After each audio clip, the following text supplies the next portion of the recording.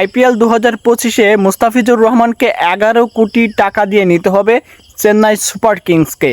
কারণ হলো তারা যদি রিটেইন করতে চায়, দলে ধরে রাখতে চায়, তাহলে তাদেরকে 11 কোটি টাকাই ধরে রাখতে হবে, অর্থাৎ মুস্তাফিজুর রহমানকে 11 কোটি টাকাই দিতে হবে।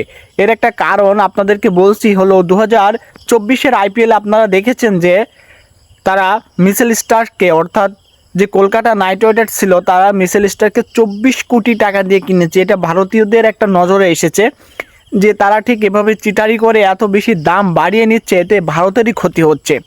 তো এখানে একটা নিয়ম তারা করে রেখেছে যে যারা রিটেইন করবে, দল যেই প্লেয়ারটাকে রিটেইন করে রাখবে সেই প্লেয়ারটা অন্যভাবে নিলামে যেতে পারবে না, তারা টাকা দিয়ে নিয়ে নেবে। এখন মুস্তাফিজুর রহমানকে যদি রাখতে হয় তাহলে চেন্নাই সুপার কিংসকে 11 কোটি টাকা দিতে হবে। এখন মুস্তাফিজুর রহমান অনেক ভালো খেললো, কিন্তু একটা চিটারি বুদ্ধি করলো, সে সব দল ছেড়ে দিল।